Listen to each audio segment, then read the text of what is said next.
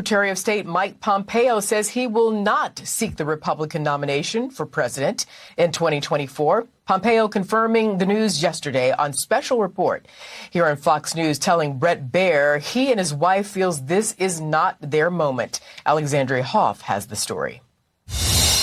Former Secretary of State Mike Pompeo will not be entering the race. He made that announcement last night on Special Report. Watch. While we care deeply about America and the issues that I've been talking about this last year and a half, and frankly for decades, matter an awful lot, this isn't our moment. This isn't the time for us to seek elected office.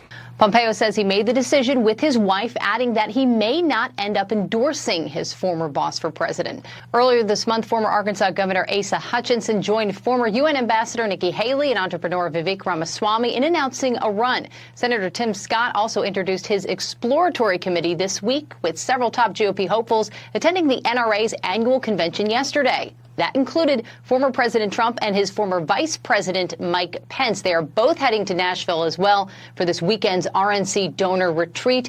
New Hampshire Governor Chris Sununu is going to be there as well. He said today that the indictment of former President Trump has provided fuel, at least in the short term.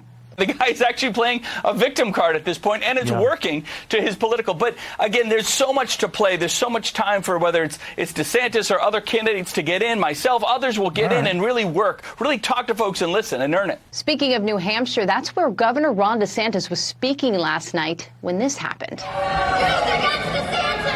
You got to have a little spice in the speech, right? I mean, you got to have a little fun. Security was able to grab the protesters before they reached Governor DeSantis. He is not expected to announce a run until later this spring. In Washington, Alexandria Hoff, Fox News.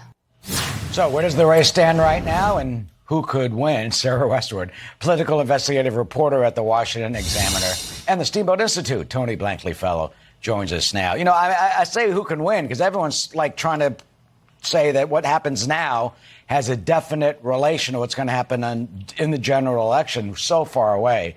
Let's first start with Mr. Pompeo, the former Secretary of State, bowing out. What, Sarah, do you think that means for the race? I think that Pompeo made the correct decision. I mean, came to the correct conclusion that this is not his moment. There's not a clear lane for him. He really sort of is known for a hawkish foreign policy that is not in vogue with the GOP right now. The two candidates who are polling the highest are notably not foreign policy hawks. They are against the U.S. being involved in Ukraine, for example, or getting further entangled in any foreign conflict. So that's really not where Pompeo is. Beyond that, he doesn't really have much of a brand, and the field is already getting so crowded that a long shot bid like Pompeo's would have been is getting, less and less likely to succeed, given that right now Trump and DeSantis are sort of sucking up all the oxygen, and there's no reason to expect that dynamic's going to change once we get deeper into primary season. Is it notable, and what do you take of any significance in the fact that the former Secretary of State is not endorsing, he's dropping out or not running, not endorsing his former boss, joining several others in the Republican Party who say it's too early now, they're not yet ready to endorse former President Trump? Yeah, I think that does speak to how Trump's grip on the party has weakened, especially since 2020. I think there is a sense, even among people who have appreciated what Donald Trump did as president, who still support the kinds of things that he's running on here in his third attempt at running for president. But I do think that there is a hunger for other leaders out there. And so even people who are pretty well aligned with Donald Trump politically and ideologically are going to sort of withhold their fire. The reason that someone like Pompeo might decide not to get into the race is to prevent a situation where the anti-Trump vote is so divided that he's able to sail by with, a smaller slice of Republican support. That's what happened in 2016. There were just too many candidates to stop him. So some Republicans who are interested in seeing new leadership like Pompeo might sit this one out and hope to sort of narrow down the Trump alternative candidate. You talk about lanes, and we always discuss this in politics. Is there a lane for a candidate to say, I will follow former President Trump's policies, but not some of the drama and the issues involved? I'm basically Trump without Trump? Yeah, I think that is the exact lane you just described perfectly what I think DeSantis's pitch is going to end up looking like. I think there's a reason why DeSantis hasn't gone after Trump as aggressively as one might expect. What DeSantis needs to do to win is sort of embody Trumpism and all of the things that Trump ran for, but not alienate his supporters so much that he can't fold in some of that pro-Trump vote into his own coalition. So what DeSantis is, I think, going to portray himself as is the sort of Trump-light candidate who can offer some of the same ideas and policies that Trump did without all of the things that made Trump so polarizing and that has caused him to lose so much favor with Republicans. Yeah, let's look at one of the latest polls. It shows that the governor of Florida has about half the support that President Trump does.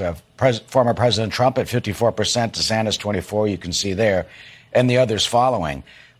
We saw a poll bump with the indictment in Manhattan. But what happens if it's indictment after legal case after legal case starts piling on? Let's say Jack Smith, special counsel, indicts the former president on intelligence issues. He's indicted in Georgia. Does that give him a bump? Or in the long run, does that make some voters want to turn away from the former president? Well, I think we've seen from Trump's, 8 years in the political spotlight now that him being targeted by investigators or hit with allegations of personal misconduct or illegal activity, those don't seem to shake his supporters. People who like Trump like him no matter what he's accused of, really, and even in some cases, it strengthens their support of Trump because it feeds this perception that he is constantly under attack by the establishment. That being said, I do think there is a risk that more indictments, more legal entanglements could contribute to sort of Trump fatigue among voters who are just sort of tired of all the drama and who want someone who can sort of move forward without all of that baggage and give them a better chance in a general election to defeat Joe Biden. That being said, the polls right now, relatively meaningless this early in the primary. I mean, remember early in the 2016 primary, Jeb Bush, Ben Carson was leading. So take those polls with a grain of salt, I'd say. And finally, before you go, Sarah, anyone that you're keeping an eye on, like just keeping your eye on especially that you could surprise us? I think Senator Tim Scott has spoken forcefully in the past about an anti-woke message, pushing back on critical race theory and things that he has a lot of credibility to speak to as a Black American who has a really inspiring upbringing story. So I do think Senator Tim Scott could jump in on some of the culture war issues in a Glenn Youngkin-esque way with more credibility to speak on those issues. I think he could be one to watch. All right. We'll see how this race goes. Sarah Westwood, good to see you, Sarah. Thank you. Thank you. And of course,